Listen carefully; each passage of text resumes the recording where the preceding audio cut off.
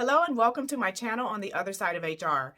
If you have ever wondered how to fill out an I-9 so that you can add it to your list of services that you offer as a notary public, or you have been asked by a friend to help complete one, then this video is for you. As an HR professional, I have done hundreds of I-9s as well as I-9 audits. So I'm going to give you some basic information for you to learn how to complete an I-9 form if you're ever asked to be an authorized representative or just asked by a friend or a neighbor. The first thing that I want to clarify for all the fellow notaries is this is not a notarial act, so you will not be using your stamp. However, most notaries are called upon to do this service because we are professionals. We're used to looking at IDs and validating or verifying IDs, as well as just being a trusted person to complete this task. As I stated, I'm giving you some basic information. All the information that you will ever need about this subject can be found online. So that's www.uscis.gov/I-9-central. Again, what I'm giving you is some basic information, but you definitely want to go to that website to pull the form. So you, as a notary, if you're listening from a notary standpoint, you want to have copies of that form. I usually keep a binder of just extra acknowledgments and jurats, but I also keep I-9s in case I'm ever called upon to complete an I-9, and I actually have contracted with some third parties to do I-9s. But you want to keep that on file. And then also at that website is an instructions kind of manual. It's a lot of pages to it. So I'm kind of giving you the brief overview, but definitely go there to check out all the information that is on that website. So let's start off with the why. All employers are required to complete an I-9 form on all of their employees. So this, as you can imagine, becomes difficult if a company or an employer is hiring remote employees. Someone has to do this process. An employer can designate a third-party person or company to do this part or section 2 of this document. So again, this is where you and I can come in. We would act as an authorized representative. That is the official title.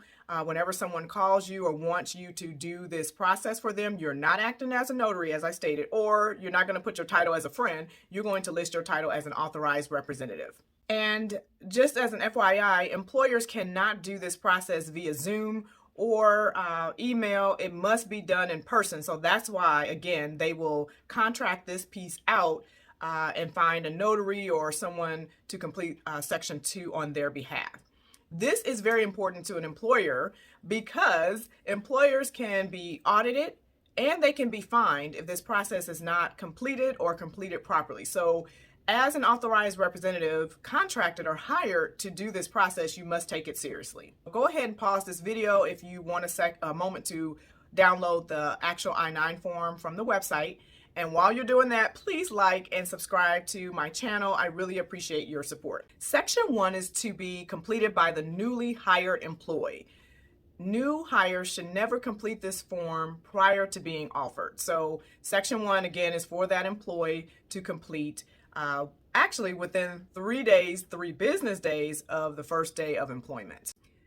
Okay, so within 3 business days of a new hire starting, they must complete section 1 and physically sign off on it. That's another reason why the companies have to contract this part out. So employees within 3 business days of their first day, they must present original documentation to the authorized representative to complete that establishes their identity and employment authorization. Section 2 is where you come into play. That is to be completed either by an employer representative or an authorized representative, again, that third-party person that has been contracted to complete this form with that employee. One more time, an authorized representative can literally be anyone, a friend, a neighbor, an HR professional, a notary, anyone that can be physically present with the employee to look at their original documentation and also complete and verify the information on the I-9 form. It is also important to note that no one, including the employer, nor the authorized representative can tell an employee what type of documents to bring or original documents to bring. For example, no one can say, hey, employee, bring your driver's license and your original birth certificate.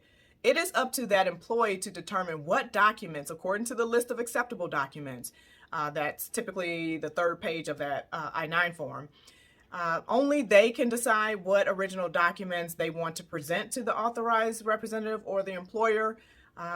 If you start getting into the territory of what to bring, what you won't accept, that could be a form of discrimination. So you want to stay away from telling them exactly what to bring. You are only responsible for examining the documents that they present to you as an authorized representative, and you must ensure that they are reasonably genuine and that it actually or they belong to the actual person. Section 3, if applicable, just to give you a brief little synopsis of what that section is basically for re-verification and rehires. Again, I won't get into the details of that section in this video, but if you're interested in me doing a separate video later, please drop down in the comments and indicate if you want to see a video on Section 3.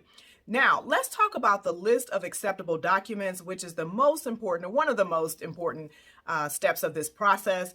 This is where employees often get confused. So you definitely want to know what is acceptable and what's not acceptable.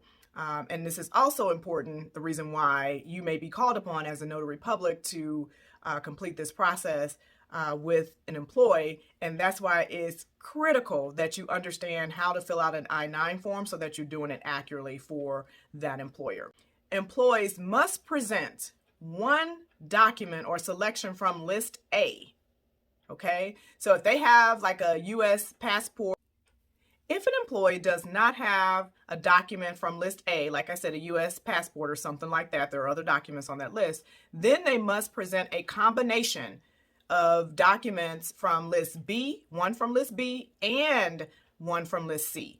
So let's talk about what each of those documents mean. So List B is an example, could be a driver's license, an ID card issued by the federal, state, or local government, a U.S. military card, a voter registration card, a school ID with a picture included. Those are examples of List B. So if someone has a picture ID like a driver's license, that is one thing that they could use for List B, but they will also need something from List C, which establishes their employment authorization. Those examples include a Social Security card, a certified or original birth certificate. Both columns, List B and C, must be completed on Form I-9. You do not enter anything under List A if an employee presents documents from B and C. Okay, so each document that is presented to you as an authorized representative must be an original and unexpired, meaning no photograph, so you can't take a copy of something. There are some caveats to this also, so you definitely want to read the I-9 instructions to make sure you understand. And most employers will ask you to make a copy or upload a copy or take a picture of it. Only do that if you're instructed to do so. Upload it to their portal so that they have a copy of those documents to attach to the file that they must maintain. Okay, so once you have obtained and verified the proper documentation from that employee and you have entered that information either under List A, if they only have one thing from that list, or if they have something from List B and C, indicate that on or enter that information on the I-9 form. And then you want to make sure that you enter the date of the first day of employment on that section as well.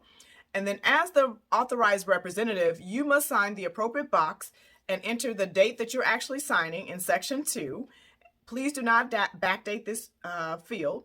And then you, again, must indicate your title as an authorized representative. So put that in the box. You are not a notary for this, nor are you should list yourself as a friend. Your title is authorized representative. You want to enter your legal first and last name in the appropriate boxes. Enter the name and address of the employer or business that you're doing this on the behalf of.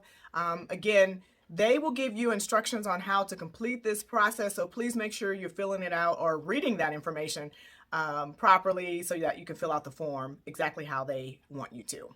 Okay, so it's not rocket science, as you can see here, right? But it is very important to an employer or a company to complete the process accurately and making sure you're examining the documents to be genuine and of that person that is hired by that company.